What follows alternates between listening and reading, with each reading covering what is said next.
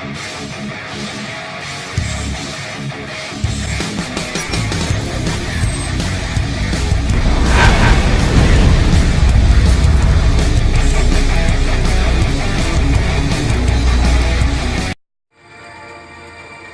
ละก็ขอกับสบายดี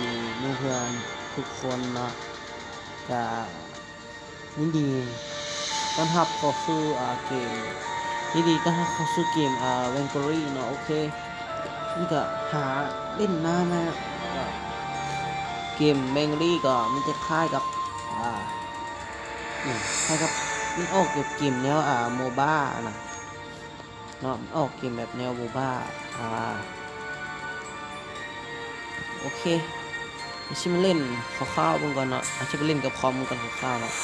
แล้วจะกะดาบแล้วก็เข้าสตาร์เมกสตาร์เมดสต็อปพี่สตาร์เมดเนาะโอเคเข้าไปเลยเสียงอับดังเดี๋ยวปิดเสียงกันแป๊บนึงเลือกตัวละครว่าจะให้ตัวละครมานี่เนาะประมาณนั้นสิเลยส่วนตัวแล้วค่อยมักเล่นนี่เลยตัวนี้เลยเล่นคักนะอันนี้มาเล่นให้กับคอมให้เบิ่งคร่าวๆกันเลยนะว่านี่แหละโอเคเล่นกับคอมคร่าวซื้อกับมิสเตอร์ฮาร์ดล็อกเกอร์นะก็ขอเท่านะไอเอกนะที่ออกซื้อของเรามาลองใส่ในเกมโอเคตอนนี้กำลังเข้าเกมอยู่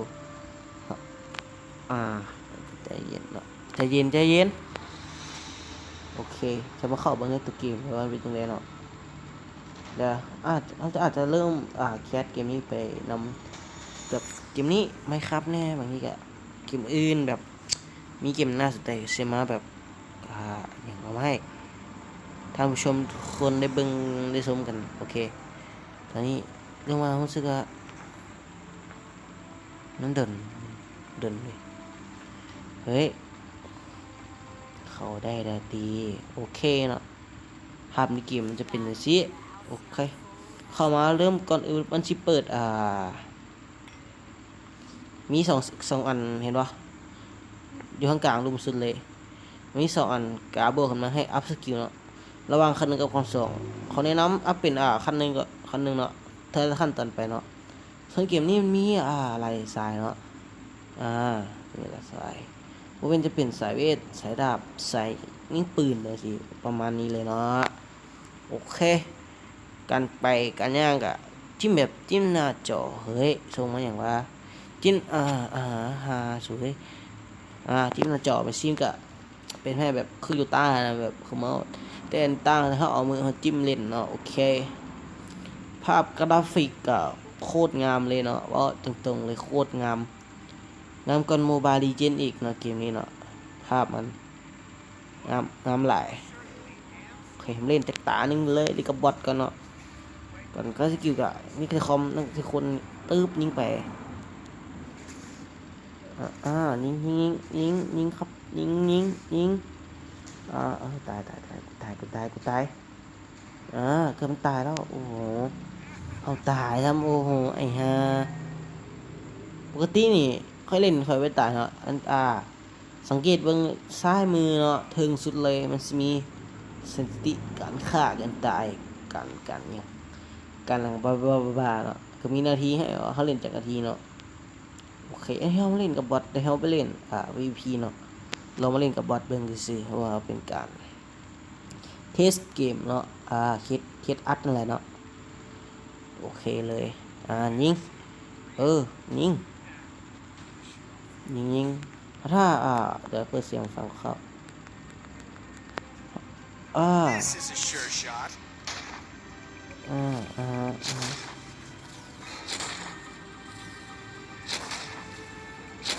ยิง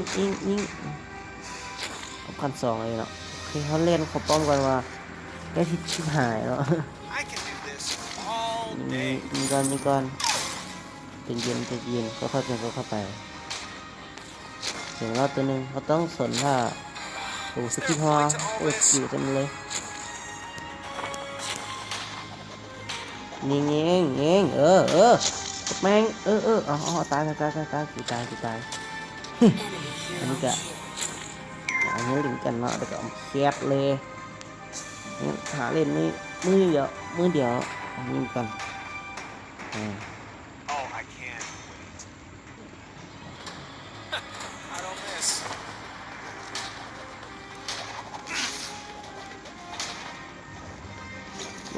แล่นโอ้ยเรียนบ่ทันเนาะโอ้ยเรียนบ่ทันอ่ะผิดพลาดมันเรียนบ่ทันนะท่านผู้ชมต้องเขาต้องสังเกตอีกว่าอยู่ขวามือเนาะรูปสุดเลยจะมีหันค้าให้เลือกอาวุธเนาะเขาใช้ปืนบ่เขาก็เลือกปืนไปกันเนาะเลือกเครื่องปืนไปกันโอเคเลือกเครื่องปืนไปเลยเนาะมันจะสะสมเพิ่มหน่อยเท่าไหร่ผมไปโอเคตายเฮ้ยไปเลยกราฟิกงามอีลีเนาะทีนี้ยอมรับเลย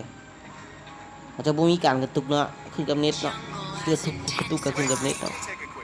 คือก็ว่าแล้วเฮ้ยวิดีโออยู่จะฟ้าส่งมาเฮ้ยฟ้าส่งแป๊บนึงเนาะเย็นๆเนาะเอา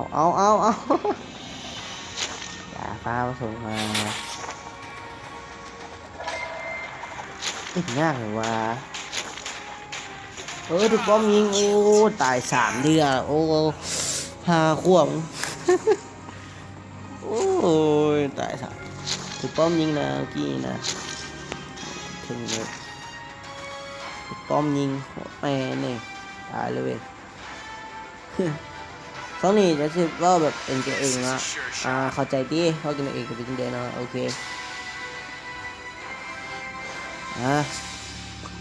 เตี้ยมึงไปก่อนไปก่อน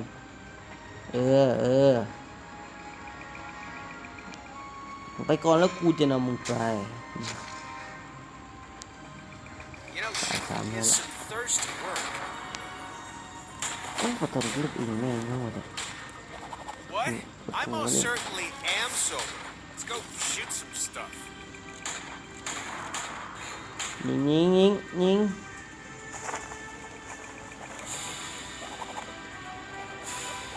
เราเล่นก่อน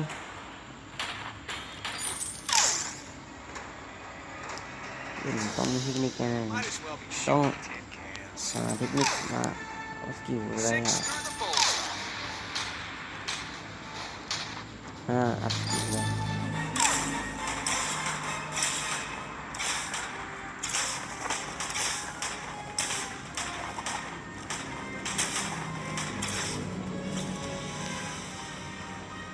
กลยุทธ์มาที่ใจเล่น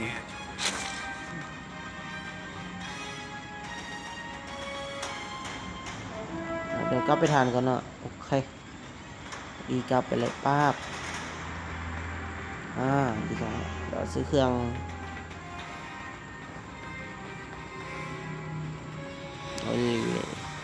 ไม่ตอนนี้ยึดมาเลย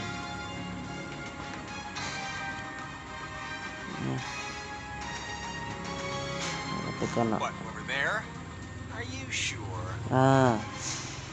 เฮ้ยไปดิน้อยจังแต่ซุ่มใกล้ได้เนาะโอเค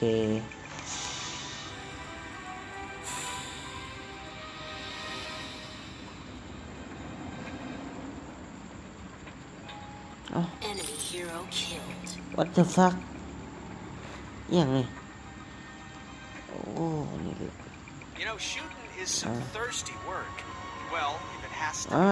สำหรับการเล่นก็เขาจะไปให้นี่ก่อนเนาะสำหรับอันนี้เป็นการเฮ็ดที่ไว้เล่นเฮ็ดตั้งเล่นปลอมโซ่สำหรับใครแล้วมาเจอกันเลยกดไลค์กด Subscribe โอเคเนาะว่าคากก็พอเขาเอากีมมาเทสเบิ่งก่อนเนี่ยเองไว้เล่นเพื่อเล่นเอาแล้วไปสำหรับที่นี่ก็มึงยังหลายขอกล่าวคำว่าสบายดี